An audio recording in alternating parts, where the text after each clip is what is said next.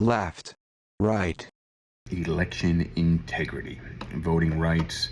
How do we keep fraudulent voters out? Are there even fraudulent voters? These are all things we discuss in this episode of SipTalk. So let me know your thoughts on voting laws, fraudulent votes, if the election was stolen. I want all your opinions. Throw them in the comments and enjoy. This is SipTalk. Grab a drink and enjoy. Francisco.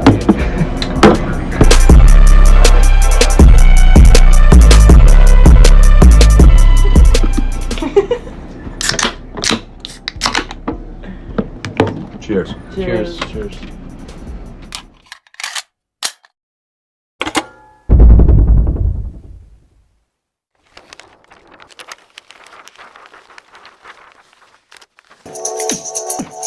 And go. Okay. Yeah, close enough. We're a little off the mark, but why not? We're still opening drinks here. Welcome to Sip Talk, episode 204. My name is Justin DiGiulio out of my basement in New Jersey, joined by James, the Bartender Boswell out of Charleston, South Carolina. James, the Bartender Boswell, is a philosopher, a retired professional referee, a bartender, and most exciting of all, an accountant. How's it hanging, James? Things are good here. We had a little bit of a tropical storm today. Is that coming up this way? I don't know what its longer term forecast is. It hit Florida, but we definitely felt the effects of it. Did you get any waves there? I know you like to hit the water when you get some storms coming in. There was definitely size, but it was super windy, and it would have just been a complete mess to try and get out. It's cold though, right? The sea surface temperature is probably high 60s or low 70s, so I wouldn't categorize that as warm. I'd probably wear a wetsuit because I don't like cold water. So for me to not wear a wetsuit, it's got to be like above 75 degrees. So before we get too deep into this, before we keep talking about the weather more specifically, because that's what everyone wants to hear about. Well, I don't know if they want to hear about our topic either. So the topic today, but that's their choice, not our choice. You know, we have no choice with what we choose. We're talking about election integrity today. Well, we're talking What's Wrong with America, volume, I guess, 3. This would be 3. This would be and 3. Elections, and we did a live election coverage 2 nights ago during the midterm elections. The jury's generally still out. Yeah. I haven't listened to the news for a split second, and anything that's come up, I haven't even been on social media in the last day and a half. So. The main conclusions that people are drawing is going into the election, the expectation was that the Republicans were going to have a very good night and likely take back control of both the Senate and the House. And right now, both of those are questionable. So the Democrats generally the midterm elections is where the party in power loses seats.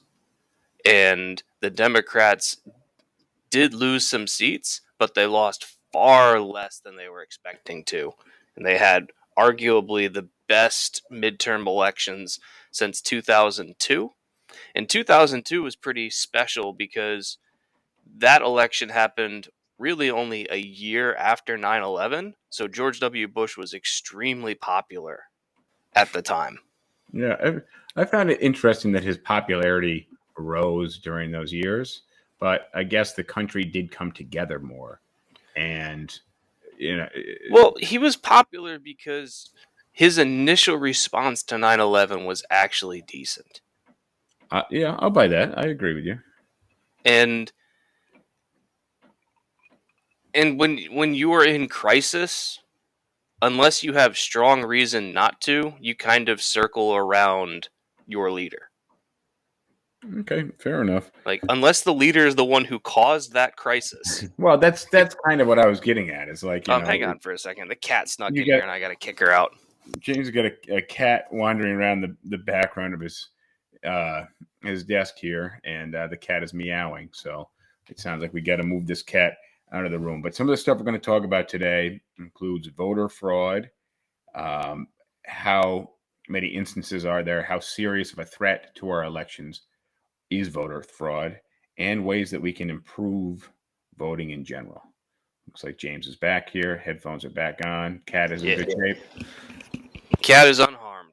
All right. So let's start talking more about the actual topic than the current events. Well, basically, let me just sum it up. So the Democrats did a lot better than they were expecting to. They might even be able to hold the Senate. It's going to go. It might end up hinging on a runoff election in Georgia, just like what happened 2 years ago. And overall, the candidates that Trump backed did poorly in any races that were expected to be competitive. In the races where he endorsed a candidate that like it was already expected for them to win by wide margins, they won. But a lot of those candidates actually got less votes than other more mainstream Republicans. So like if a mainstream Republican got 60% of the vote in the state, a Trump candidate was getting like 53 to 55%. So I think you're finally starting to see the Republicans say, maybe this Trump guy doesn't know what he's doing. I mean, he did lose the most recent election, so there is that. We'll have to see, but overall, in an election where basically everything that could go wrong for Democrats did, they still did well. And the other story coming out of this is the voting power of the youngest generation of Gen Z, where they're pissed off about a lot of things and they're blaming Republicans for a lot of them. So as our population continues to shift and old people die off and young people get to voting age, I think you're going to continue to see a demographic shift where the Republicans are going to struggle to find voters unless they change their policies. Well, I need to do a little research on current events, maybe throw some news on tomorrow morning. But I'm just in such a better mood when I don't use social media and I don't listen to the news. So yeah, really quick, since you wanted me to bring this up. Speaking of social media, before we get into the elections, it's really fun to watch the debacle that Twitter is becoming. So I don't know much about what's going on in Twitter, but I do hear that they're asking certain people to pay a monthly fee so that they can get the endorsement of being a real person, a real user. And they changed like the blue check mark or something recently. So the blue check mark, I believe, used to be that like you were verified to be who you say you were. Yeah. So if you're a celebrity and you have a Twitter handle, I don't know, The Rock, then if you had the blue check mark next to it, then it was actually The Rock making that tweet and not somebody just pretending to be him. Yeah, well, I mean, it could have been someone on his social media team as well. Right, but it was endorsed by him. Yeah, so now they've changed that to basically you just pay like $8 a month and you get a blue check mark, and you can just change your handle to be whatever you want. So there's a whole bunch of really funny people impersonating other people, and they've already started this. And Musk has laid off like half the workforce, and then that was last weekend. So on last Friday, he laid off like half the workforce, and then on Monday, asked a whole bunch of people to come back because it turns out that they actually did stuff that was important. Oh, awesome! And so I've always, for a very long time, I can't say always, but for a long time, I've thought that Musk is a colossal buffoon, and it's really pleasant to see it being publicly exposed, because he could kind of hide behind Tesla and SpaceX doing cool things and people wouldn't really care that the companies were really poorly managed. But when you take a company like Twitter, which already had kind of a known product, and now you get to see Musk managing it, you get to see the changes as to what he brought in, and you can see like, all right, this guy is just, I don't know. There's a picture of him on the first day after he took over Twitter, walking into the Twitter offices carrying a kitchen sink, like an actual kitchen sink. I have not seen this photo. And why is he carrying a kitchen sink would be my question.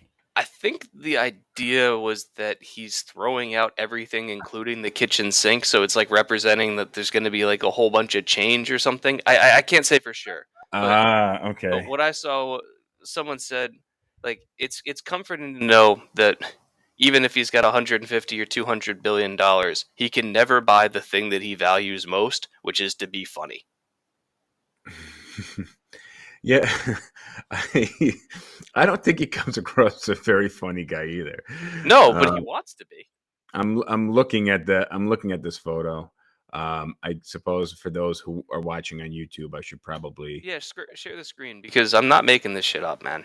No, I believe you. If you guys are watching on TikTok or Instagram, sorry, folks. Join us on YouTube or Twitch. Yeah, you gotta subscribe to see this stuff for real. But yeah, he's got it looks like a bathroom sink, not a kitchen sink, even though the terminology is the kitchen sink. So Or I guess let that sink in. Okay, so the yeah, it's it would have been better if we're throwing everything out except the kitchen sink. but That's yeah, yeah. and I'm just really happy to see that his terrible management style is finally being exposed and people can see it. And yeah, there's a whole bunch of really funny mockery accounts I on think you're Twitter. jumping. I think you're jumping the gun a little bit on this. I want to give the guy a shot. I don't have the issues with Elon Musk as you do. So I'm curious to see where this goes. I don't think he's a super genius, but I do like that he's pushing the agenda into the future. And I don't know of any other companies that are doing so publicly. So even though it's obnoxious stuff and it is what it is. That's not. I'm not concerned with that. I'm not concerned with the products that GE makes. I'm also not concerned with buying a Tesla. But it sounds like Tesla and some of the Elon Musk companies are doing things that might benefit us a decent amount in the future. I mean, the best I can say for him is that like he's popularized electric vehicles, but like Tesla's the build quality on Teslas is terrible. Kevin is saying that Elon holds us back. If you had somebody better at like messaging all this kind of stuff, we'd probably be farther ahead. Well, that's the anti-Trump argument, So I wonder. Yeah, Kevin says like Hyperloop versus California high-speed rail. If you just took all the energy that they were putting into this Hyperloop boondoggle and actually built high-speed rail with which the technology already exists, like you probably already have high-speed rail. It's possible. Depends on cost. So we got to get back to technology that's not proven. The other one already exists and works well. Why not just go with that? We got to get back to elections here. Okay. You want to follow the rough rubric that I threw up there? We don't have to necessarily go in order, but okay. Let me see. Like, all right, I'll start. Okay, I think the start. one I like when you start. the most attention is probably gerrymandering. Okay. So gerrymandering, I thought was something that I remember learning about gerrymandering as a kid and just thinking like this is a wild concept. If you could click on, I think it's the first link. I want you to put up a graphic. The one that you're highlighting. Yeah, CAD.org. Yeah, it's under gerrymander. Yeah. So I'll do pull that one up and then scroll like halfway down so that everyone can see the image because I think this demonstrates it really well.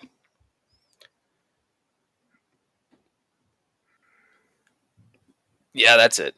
This is it. So this is gerrymandering explained. You have 50 voters, 30 blue, 20 red.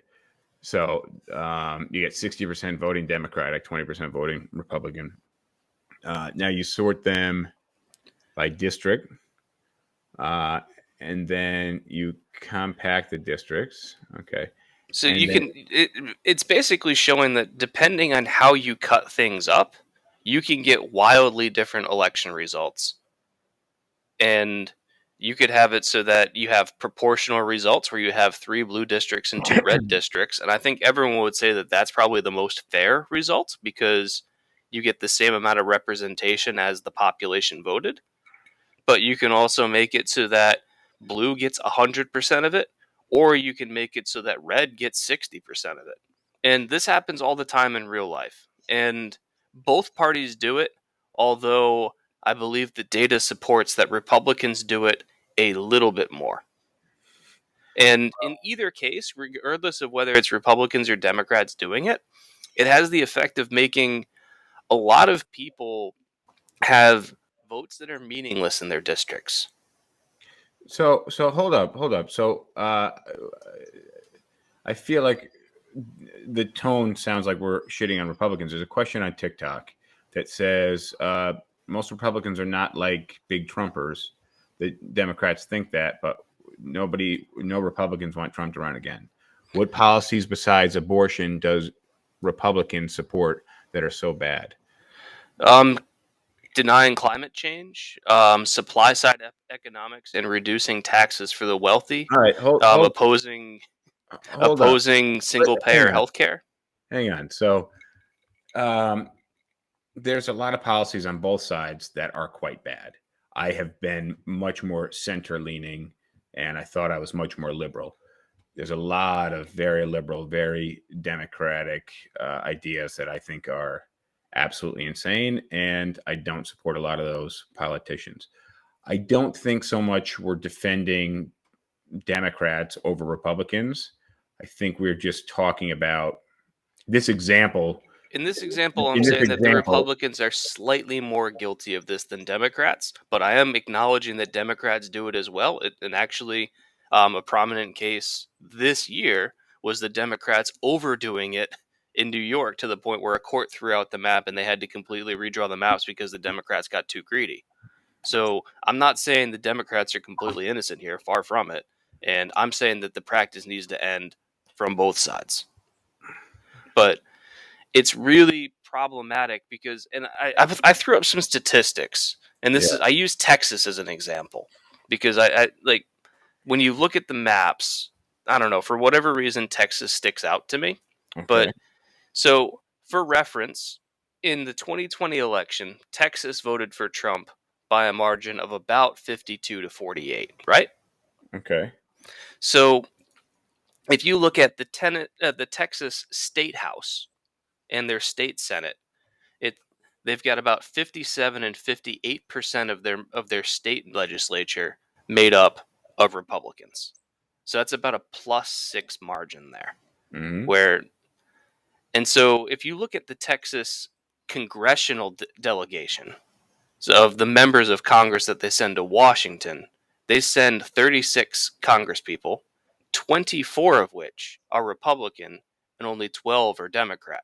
So that means that 75%, no, 67%, bad math. Yeah, 67%. 67% of their delegation is Republican when statewide it only votes 52% Republican. So you've got a lot of people in the state that aren't being represented by somebody that they really would like to be. And the problem is where this problem comes from is who's in charge of redrawing the maps every election cycle, because you have to do it because populations shift and populations grow or shrink, and you need to redraw maps to accurately represent people. Guess who's in charge of redrawing the maps? But so let me ask a question though. Who is in charge of redrawing the maps? The party in power in whatever area. So why not go county by county? Why not go do the lines have to be drawn along some existing line, like county borders or zip codes? So counties are kind of their own thing. I think for like, I don't know this exactly in Texas, but I would imagine that both the state house and the state senate and U.S. Congress, those are all just drawn individually, and they may correspond to counties, they may not. But you could take half of a county. Yeah, you could have a congressional district that's in 2 or 3 different counties, sure. So but not all of the counties. Like you would cut half a county in half is my question. Yeah, because the thing is, like, you have to have a district that's contiguous. You can't have like a little pocket here and a little pocket there and a little pocket there. Now, you'll see some pictures of like a gerrymandered map where like you could have like a little spur that's connected by like a really narrow swath of land to like a bigger blob where you're just cutting out a small Yeah. piece. But yeah, you have to all the counties have to be contiguous. You can't like have like an exclave. No, I understand that, but what I'm saying is that are you when you're gerrymandering, you're just drawing lines across a map, not paying attention to the lines that are on the map. Now the lines have to be contiguous Yeah, like and, when you're and close on gerrymandering, what themselves, you're but trying to do, if you're trying to keep your party in power, I what think you're missing my question though. oh, You're missing my question is if you're in Rensselaer County, can half of Rensselaer County be one district and yeah, other half of Rensselaer County be another district? yeah. Absolutely. Okay. So then how would you solve the problem of gerrymandering? One proposal that Kevin suggested, he found on Reddit that I actually thought was pretty good, is first you start with a computer program that draws maps, and these computer programs already exist, and they draw maps roughly based around like population density. So obviously you'd have more counties in like a city than you would out in the country, Mhm. but you draw 100 maps, and they're all going to be a little bit different, but they're all going to be roughly based on population. And you have both parties get together and they look at all 100 maps. And both parties get 45 vetoes. So they look and each party gets to throw 45 of the maps that they don't like out. So you're left with 10 maps. Of those 10 maps, one of the two parties picks out of those 10. And the other party doesn't get a veto or anything more. It's just we've narrowed it down from 100 down to 10. This year, it's the Republicans that get to pick, and they pick the election map. And what happens after that is you wait until the next election, and what you look at is in the next election, if the party wins the election but gets fewer total votes, then the other party gets to pick the next redistricting map, except both sides only get 35 vetoes. So you have more maps to pick from. So you're giving kind of a bigger advantage to the loser.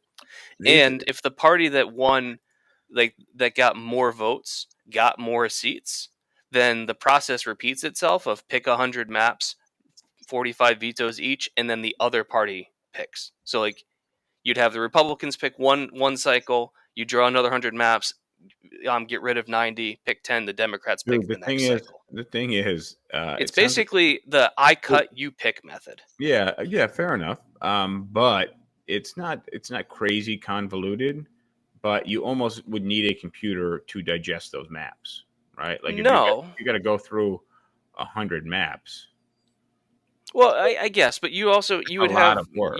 you would probably have each party kind of establish a commission of maybe like 5 or 10 people whose that's their job for the next 6 months. Is all they do is they look at these maps. That's your full time job. You're looking at a map 40 hours a week for the next 6 months, picking out the maps that we like. But they were generated from a computer program, and the idea is similar to jury selection, where both attorneys go into the courtroom and there's 100 people in the jury and they just start asking the people questions. They didn't get to pick the 100 people. Those people were picked randomly. And so those 100 people are sitting in the courtroom and they get a certain number of vetoes where they can like, all right, Justin, you can go home. James, you can go home.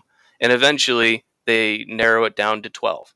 And it's a similar idea of you don't get a choice of the pool that you're looking at, but you do get a choice from that. From that pool. Yeah, no, I get it. That's why I said it's not that not it's not complicated. It's just 100 maps is a lot, and getting Okay, well somebody then just to.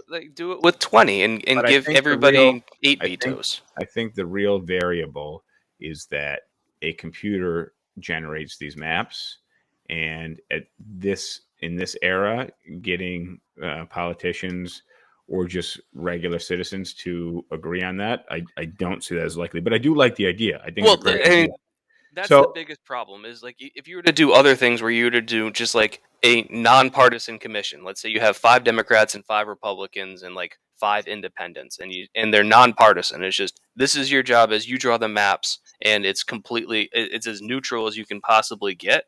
And then they come up with a map that they think is fair, and everyone has to agree to it. That would be another potential solution. But the point that you're making, which I think is valid, is that whether you're Republican or Democrat, if you're the party that's in power, why would you agree to allow somebody else to make maps that are likely going to be less favorable for you in the future? No, they're just going to be perfectly fair. It sounds like a Yeah, very. but if But I'm I if mean, the I'm issue winning, is here's the issue: and is I you're can asking the person in power to potentially give up power. That's the issue. right. Like that, you say, hey, it's just. And Kevin says like the current election maps are already drawn by computers, and that's how they're so precise. So it's like we already have these programs that you can just design to get a result that you want. And True. so it's like, I'm sure it's more complicated than this, but to oversimplify, let's say you're Democrats and you're in power and you say we want to be +8. So you just set the dial to Democrats +8, let the computer chug its numbers, and it spits out a map for you. You just say, okay, we're going to use that same computer, but now we're just going to set it back down to 0. All right, let's hit the next topic here. All right. I realize we've been BSing for 25 minutes. But and that's the issue. It's just that people get less representation when they're in a heavily gerrymandered district. Yeah, I mean, very very clear. What do you want to hit on this? Make election day a holiday. That's what I was going to call it. I think that's a great idea. I know a lot of countries do that. I know. I think school was closed in New Jersey this week for election School day. was closed here. Maybe it was New York. School was closed here because like the polling place that I went to was a school, and they didn't want to have like the disruption of adults and stuff in the same place as an elementary school. We had voting going on in our high school when we were in high school, right? Yeah, I remember they shut off like the auditorium for that day. The auditorium or the elementary school cafeteria, I thought. It might have been both. Those were the old. I remember them wheeling in the old election booths where you had the actual paper ballots where it punched a hole in a piece of paper. Yeah, and that led to the hanging chads. Yep, Florida. So the cause of all this nation's troubles. But is anybody pushing back on making Election Day a national holiday? Mm-hmm. Who? Take a guess. Probably the Republicans. Correct. So the thing about Republicans versus Democrats is Democrats generally want to make voting easier. Democrats generally want more people to vote. Exactly. And Republicans tend to want to have stricter standards to voting, but it also, which I agree with, okay, but the fact that they would be against like making an election day a national holiday, to me is just like that's a silly one, right? So I like the idea of having some type of ID required to vote, but which makes it tougher to vote. But making it easier to vote by making it a holiday makes more sense to me. We'll come to the voter ID in a second. Especially considering that some of those lines to vote can be crazy long. You could be in line for 3 hours. I was seeing, so in 2020, there were reports of some people being in line like 8 or 10 hours.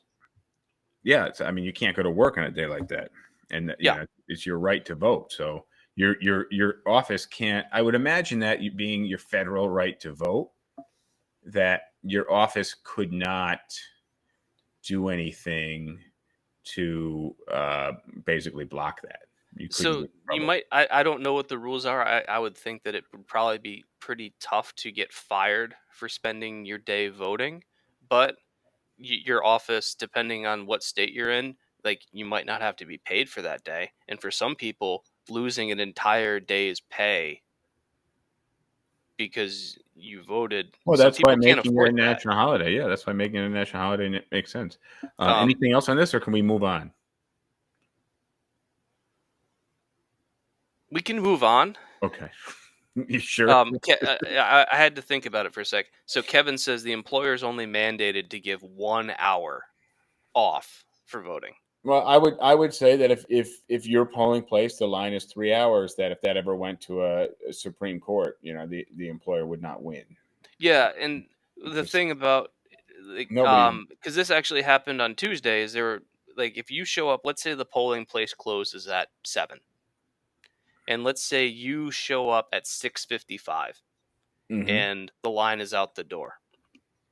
If you are in line when the time that the polling place closes, you get to vote. So if there's a 3-hour line and the polling place closes at 7, you could still vote at 9:55. Yeah, that happens all the time. That's a real thing. But that's Do but you like when was the last time you stood in line for 3 hours? I can't. I mean, maybe when I was a kid for like who knows what. But Would you I stand in would is there anything that you would stand in line for 3 hours today? I I would highly doubt that. I cannot think of much that I am that passionate about. The only thing I can think of that I would stand in line for 3 hours for would be something so patently absurd that it would never happen. Like they're giving out $1,000. Okay, I'll stand in line for 3 hours. You stand in line for 3 hours for $1,000? It's $333 an hour. It's 3 hours. You're just standing there. Yeah, but it's $333 an hour. I could live with that. But those are bad hours. Doesn't matter. It's $1,000. I couldn't do it. Yeah, but the ten point is, thousand, like, in order to I could probably motivate me do to it. But stand in line for 3 hours, it would have to be something completely ridiculous that would never happen. The only other time that I would stand in 3 hours is if I absolutely had to, and that would be, like, I'm flying back to the country, and, like, the line for customs is 3 hours, and my answer is, "Do you wanna get back into this country? Well, then stand in line." Well, yeah, there's a lot of line, yeah, that you have to stand in, but this is choice. Yeah. Um, all right, what else? Line length between white and minority counties. Yeah. This is something we talked about. So speaking of waiting in line, this is something we talked about last episode. How a lot of, and this is, I imagine, more common in Republican states because the more densely populated areas tend to vote more Democratic. Mhm. That they are limiting the number of polling places, Mhm. and And the idea also, is to discourage minorities from voting. well, I mean, Not prevent them, discourage. I don't know if that's the intended idea. I'm sure that is a consequence. I'm curious what the intent is when they're like, you know what, we're going to shut down 10 polling stations in this city, and they have a reason for it. I'm sure in their mind it's not because there are minorities here, okay, but it does affect minorities at a greater rate because you tend to have more minorities in the urban areas. You tend to have more of a mix of everybody in an urban area. So, of course, you'd have more minorities. Anything I'm missing on this? I see you've got a link to the Brennan Center article. Um, I mean, I kind of wanted to show like a couple pictures of the do we have ridiculous lines. do we have voting line? I think if you click on that link, I will click on this link. I mean, I'll do a shared screen. So if you're watching on YouTube, Facebook, Twitter, or Twitch, you'll see it. If you're not, well, you won't see it. or no, that link doesn't have it. Let me. All right. Well, um, all right. You have hit a dead end. So the Brennan Center's got long lines. Explain, that was the first one, but I'm just searching on Google voting lines. See pretty clearly some of these lines crisscross each other 4, 5, 6 times. Yeah, Uh, I was like, who wants to do that? Because like, so when I went and voted on Tuesday, my polling center is a mile away from me. I rode my bike there. When I showed up to the polling center, there was one person in front of me in line. It took me 2 minutes to get my ID checked and my ballot. It took me 30 seconds for a voting booth to open up. I was probably out of the voting center in less time than it took me to actually ride my bike to the school. And that's because I'm in a pretty white area that's not super densely populated. You're in the suburbs, yeah. Yeah. But if I were in Houston or Atlanta, I would have to imagine that I would have been waiting in line much longer. Well, I mean, that may not be necessarily because there are fewer polling places. It could just be because there are more people. Yeah, Okay, but and you can't just grow the number of polling places always by the number of people in that county or in that district. That does depend. I mean, you should to a degree, but you just can't scale it proportionally. no, you're not gonna. It's never gonna be perfect, and I'm not saying it can be, but you can make better efforts than we've seen. So, your next one on here is voter ID laws, um, and I think this is where the Republicans have a case with voter fraud. However, I did some research on voter fraud, and it appears that there is very few cases of voter fraud. And I tried to find some documented cases of voter fraud. I really couldn't find much. And There was very little. what I read said that, they were talking like what they could find was like 0.0001% nationwide, which is, if anybody has ever seen the spread when it comes to the election results, that's not going to impact Okay, elections. so the number What- that I saw, the AP did an investigation into the 2020 election, and they were able to find about 500 cases of of Of reported or actual? of of actual voter fraud. Um, Now, what level, like whether it was double voting or like fake party registration, I don't know exactly because they didn't like the article didn't talk about like the types of cases. It just said like they found 500 cases. It was 498. We're going to round up to 500 because that's easier. So there were about 83 million. No, it was. I, I'm sorry. It was about 160 million people voted, right? Okay. So if you do 500 divided by 160 million, you get 0.00003%. That was the other number that I saw, between point Hold on, zero I'm zero sorry. zero zero one. It's 0.0003%. Okay, So yeah, so that would be that if you 10 added hundred two zeros. thousandths. So 3/10,000ths of a percent. Yeah, so that's 3 out of every 10,000 people. But again, No, no, no, no. That's 3 out of like a million people. okay.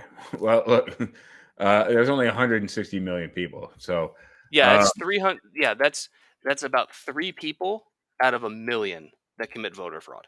so look, that what I was saying before, and I'll repeat it, is that the spread in any election is way, way less than that. But Mhm. I don't think that necessarily means that voter fraud isn't something we should pursue. Oh, it's not happening much. Let's not worry about it. No, I don't think that that's yeah, like just saying because it's not happening doesn't mean we should do nothing. Like the reason why it doesn't happen is because our system is pretty secure and there are a lot of kind of catches and backup systems to prevent it from happening and to punish the people that try to do it. Well, Um, let's but let's the, talk about types of voter fraud, because I got a list here, and go ahead uh, and run them down because I can only think of like one. well, there's not much. There's There's double voting. so there's voting in someone else's name.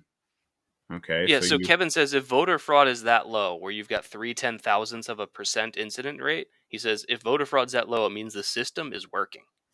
but it doesn't mean that we don't constantly improve the system.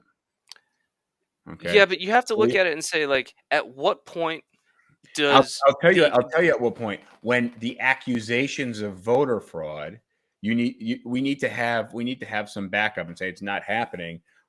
I think a better argument would be it's not possible. It can't possibly be happening because, and well, and and to put your mind at ease, and because we want you to shut the fuck up. not you, because we want you to shut the fuck up, we're doing this, this, and this. So Here's the problem with your argument is, as we've shown by the numbers in 2020, the voter fraud incidence rate was it was effectively zero, yet plenty of people claimed it because they didn't like the result of the election because their guy didn't win. So the idea that if you were to get that 500 number down to 10 or 5 or 0, that people wouldn't cry voter fraud is well, just let's. specious. So I want to talk about a few things about how voter fraud can happen. Voting in someone else's name. Now, if there's no ID law, so in New York, I didn't have to show ID. I just said Justin DiGiulio. Now, if somebody knew where I lived, they could have just gone there and voted for me. The person on the other side of the table had no idea what Justin DiGiulio looked like. So I was actually, I remember voting and just being surprised when they were like, "What's your name?" I was like, "Justin DiGiulio." They were like, "All right, you're all set." And I had like my hand in my back pocket on my wallet. I'm like, "All right, now what?" And she goes, "No, you're all set. You just go get in the other line." I was like, "Oh, no ID or anything?" She's like, "No." I was actually surprised because to me that would make sense. So voting in someone else's name, registering to vote in multiple locations. So theoretically, moving to New Jersey, I could apply for voter registration out here and vote here, and then go into the office and vote in Manhattan. Yeah. And there were a And couple cases of that happening in 2020, but not um, many. so so you register to vote in multiple locations, and then actually do vote in multiple locations. Voting when not eligible, so you're a felon or you're a non-citizen. And given the records that we keep of non-citizens, I imagine it would not be very difficult to be a registered voter and an illegal immigrant. Um, and then also paying people to vote for certain candidates, because a decent amount of the population doesn't vote. But just like you said, you would stand in a line for 3 hours for $1,000. A lot of people would vote for a much smaller amount of money. Yeah. So But all of those combined, like, add up to a very small amount. And so the point that I'm trying to make, But the solution to them is not that difficult. So, for example, voter registration cross checks. So, if you had New York and New Jersey that shared their voter rolls, which they don't, it couldn't happen. okay, Right? so I support that. We'd say you're registered in multiple locations. Well, Which one? Pick one. exactly. And I actually thought about doing it this year. Like, I'm still registered to vote in New York. I still get the mail forwarded to me from New York with the voter and politician stuff. But I live in Jersey. So I have electric bill, whatever I would need. And I don't think you need much to register to vote. Um, I think you just fill out a piece of paper, mail it in. I could just register in New Jersey. No harm, no foul, except Yeah, actually so foul. Kevin makes a good point here. He says your illegal immigrant voting logic doesn't follow. Illegal immigrants don't want to be found, so why would they try and register to vote? Because it's just a name on a piece of paper. That's really it. It's Yeah, just but it's you're still not it's putting raising their profile. you're, That you're that, that but doesn't again, follow. these records don't go anywhere. So if you're an illegal immigrant and you really want to Trump out because he didn't like illegal immigrants, you want to vote somebody in like Biden who's going to make it easier for you to become legal, it would definitely be worth registering to vote in the 2020 election. And maybe they succeeded. Who Yeah, knows? but the thing is, it's still attached to an address, and like it's you. Doesn't need to even be attached to a real address. I wouldn't be surprised, especially in some of the more liberal states, that it's not very difficult to get that voter I think we registration. need to research this a little bit more, but I think that Kevin's point is stronger than yours right now. And then compare voter registrations to federal databases for crime and for immigrants, not so that they could go and arrest and deport the immigrants, but you know you have to have, if you're creating a list of citizens, there has to be some level of checks on that list, I would feel like. So No, Kevin's saying that when you register to vote, you have to provide some kind of verification for your address. So for most people, it's pretty easy. You just show them like a copy of your ID or something that shows that has your address on it. But if you don't have an ID, then it would be something like an electric bill to show that you have residence. So it's not like you can just make up an address. You need to have some kind of supporting documentation when you're going through the voter registration process. You can't just make up stuff and get a voter ID card. I'm gonna have to look into this. Okay, you can register to vote by mail or in person. Here's the election website. I'm in the New Jersey online voter registration. Online. I wonder how I could do it in paper, but I'll look at the registration. English, Espanol, Korean, or Gujarati? That Gujarati, Gujarati? What is that? Like Thai or something? Indian. Indian? Oh, no shit, really? Yeah. What you will need: a current or valid driver's license or a non-driver identification card issued by New Jersey Motor Vehicle Commission. So, okay, so they're saying you have to have state issued ID in New Jersey or a social security number. So that's something. I'll buy that. That actually surprises me. And then Yeah, so an illegal immigrant's not going to have any. Well, an illegal immigrant might have a driver's license, but they're definitely not going to have a social security number.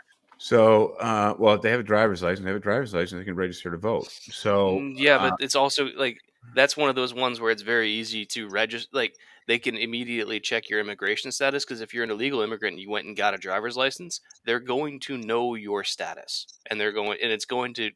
There's going to be something in the database that says, "Hey, yeah, we see that this person has a driver's license, but they are not eligible to vote because they're an immigrant." I would be very surprised if they're cross-checking those databases. But the last thing I would say, and this is New Jersey, I just read you the New Jersey voter registration requirements, is a state-issued photo ID.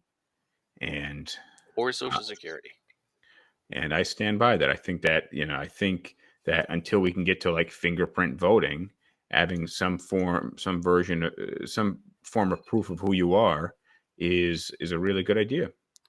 So the issue with voter ID is I can understand your point, and I The actually issue with don't photo dispute ID it. is this. The argument against what I'm saying is that you have somebody who lives in a cabin in the woods, and they were born in the cabin, not in the hospital, and they don't have a birth certificate, so they really want to vote, and we need to let them vote. Now, I think that those are very few people in the United States, and I think that we need to be Statistics are encouraging against you there. those people to join society in the sense that they should have social security numbers. They should have some form of ID. They should, especially be able to collect state benefits if they are just living in a cabin with no electricity and internet and thus not having access to get a driver's license and get a birth certificate. We need to bring these So people, or give them access to the map. We don't have to bring them on the map. They can stay off the map, but I think we need to give them access to the map. okay, so here's the issue: is your conjecture that the number of people that don't have ID is small. Well, it's about 11%. So that's kind of small, but it's not like ridiculously small. That's still a significant enough people. If you I'd added like to break 11% I'd like to to a break voter, I'd like to break down the reasons for why these people don't have ID. the main one is there's two main reasons. One is that it costs money, and some people just don't want to spend the money to get the ID because they don't need it. Solvable problem. If So we're going to require everybody to have an ID, then we could make it free. okay, done. All right. I think we both agree with that. Okay. Yep. What's The what's other the one other? is the other one is some people don't have the underlying documents necessary to Okay, so get the ID. I think then, like I said, we need to give these people access to the map. If we're going to do something statewide that's going to require people to have an ID, then we need to make it easier for them to get IDs, and we need to have a department that handles the case by case situations where somebody may not have a birth certificate, and we have to go back and figure out Okay. what the So situation is. hold on a second, because I'm actually going to agree with you on something here. Is if we took all of these steps to make outreach available for the people that don't have ID and help defray the cost of getting the ID and help them get the documents and all that stuff, if we remove the barriers to getting the ID, I would have much less opposition to voter ID laws. But I'm going to tell you my opinion on this. Somebody who doesn't have the money to get an ID and doesn't have a birth certificate or social security number, I have a feeling as somebody that they have to be 18. Yeah.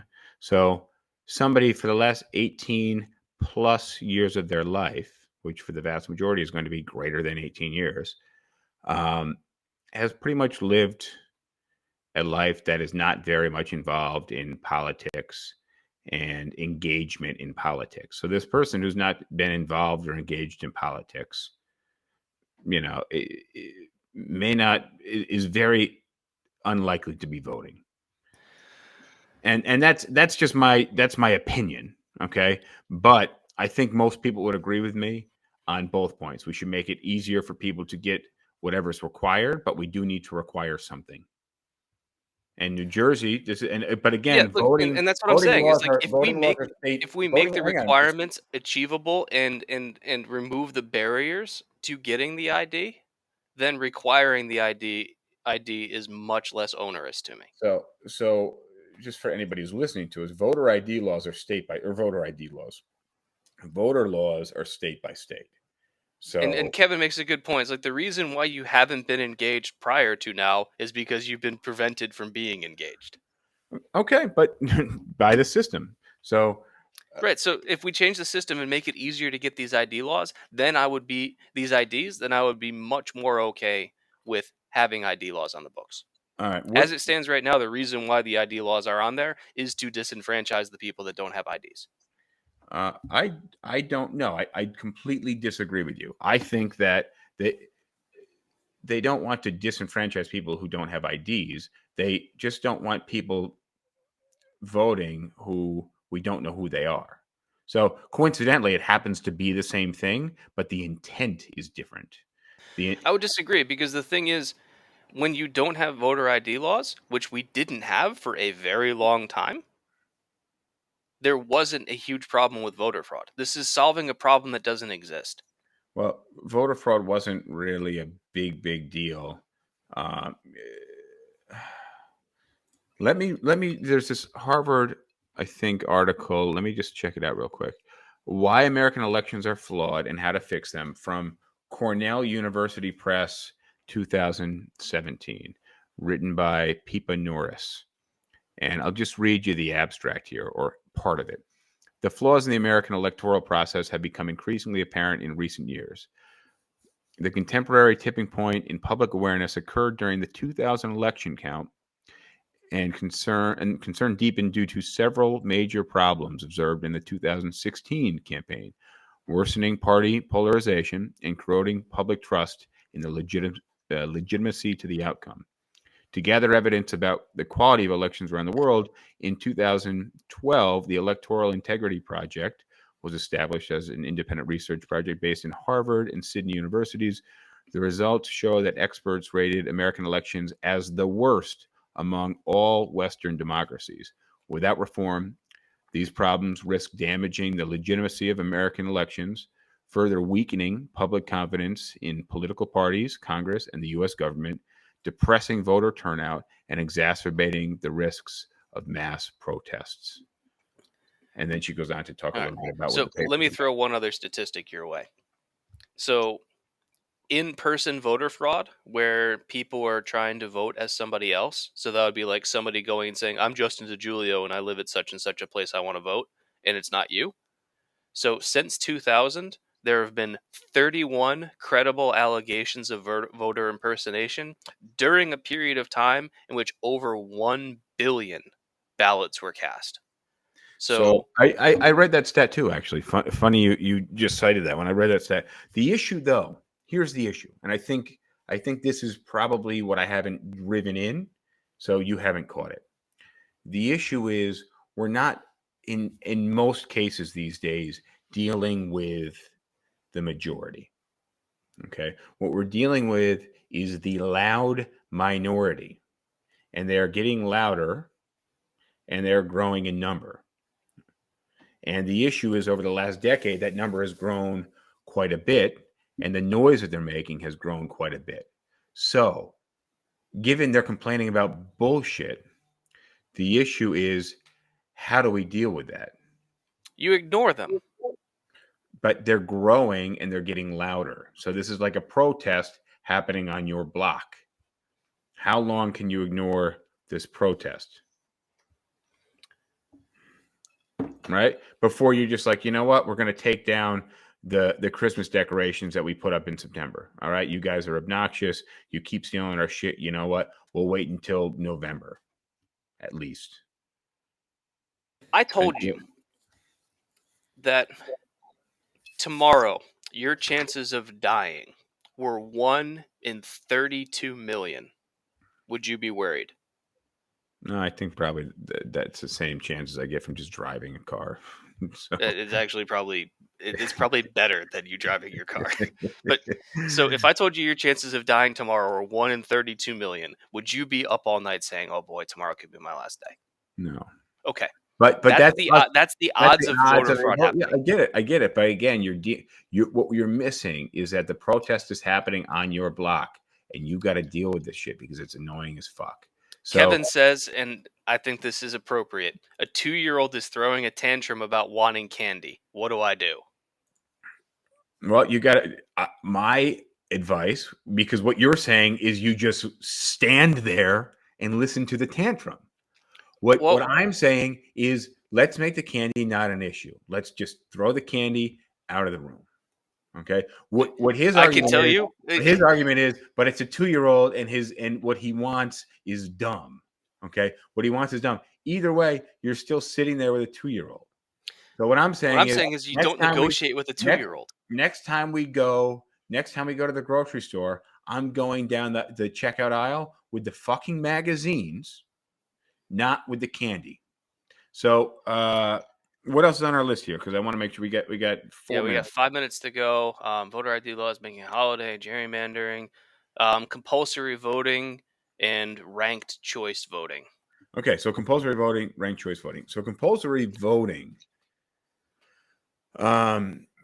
this arguably Now, flies. compulsory voting really has to go along with election day being a holiday. Like, it's Well, hard to but do that both. also, It's hard to do but one that's without the other. but that flies in the face of anti-voter ID laws. If you're saying voters shouldn't be required to have ID, now you're saying everybody needs to vote. How are you accounting for everybody? So the issue there is you have to get on some list if they're going to be able to enforce this uh, compulsory Well, then we voting. go back So, to your suggestion of making it so that everybody get like you make it free to come onto the grid, and then once you're on the grid, you have to vote. And I already said, like, if you remove these barriers to voter ID, my opposition to the voter ID laws disappears. um, cool. And then what's next? Ranked choice voting. Ranked choice voting. I really don't like ranked choice voting just Why because not? because I don't like choosing a number 2 or number 3. Like that's why I just fucking hate Well, you ranked don't have to. If you do ranked choice voting, you can just pick one candidate. and You don't not. have to pick 2, 3, 4. Okay, so then that's just voting. It You is pick voting, you but it allows for you to pick a 2, 3, and 4. So that way, if your candidate doesn't win, you can say, okay, if not that guy, then that guy. um it's it's a little complex for people to understand when you start mathing it out, because anything that It's not that involves complicated. it's not Although that we are talking complicated, about Americans. and that's my point. So when you start mathing it out, it gets a little dicey. I'm not against it though. I don't like it, but I'm not against it. So The great thing about it is that in the primary season, you always see candidates appealing for the extremes of their party because that's what's going to get them to win their primary. that would, And yeah, that does with ranked choice voting, that could almost go away. it does. It's demonstrable where with ranked choice voting, you have people that say, you know what, like I'm the Republican running for whatever. And like I recognize that if I take extreme positions, there's Democrats that will put me at number 4 on the list instead of number 2. But if I moderate my positions and pick more compromises, then even if More somebody votes Democrat, they might put me as the number 2 and my extreme opponent at number 4. And if all the Republicans, and if the Democrat doesn't win, then those Democrat votes go to me. So there's a reason to try and appeal to the other side. I follow your point. I want to read you. We were running down to the seconds here. I want to read you a quote that I heard on NPR yesterday in the morning. And the quote is, "Our democracy." Kevin says the moose fuckers in Maine have figured it out. And also the moose fuckers in all right, Alaska. all right, Maybe there's something about moose Why don't you populations and ranked text Kevin back? Why don't you just text Kevin back directly? Kevin, the off-camera commentator here, he should be at least making the public comments so we can both see them. Look, here's a quote. "Our democracy is at stake. We are electing politicians who will do things because people want them to do it. They won't just do the right thing." So that's a confusing quote. Well, the confusing quote Sasha was, says, "Are you guys going to talk about abortion rights post Roe v. Wade being overturned?" I think on the next cast we should talk a little bit about that, because that ended up being a major factor in a lot of races. That turned out a lot of voters who were pissed off about abortion rights, and that probably had an effect on the midterms. But there's more to talk about than the 30 seconds we have left. I do think that probably had a pretty good effect on the midterms. I'm going to cue our music. And Kevin says he wants to be off the grid. Well, we can't take the comments. If you're commenting to one person, it's we got to be. I'm relaying them. Yeah, in a weird way. You're just speaking them out. It's not conducive for a conversation. So, on that note, we are offline. Play the outro music here and convince this guy to get his ass on the grid.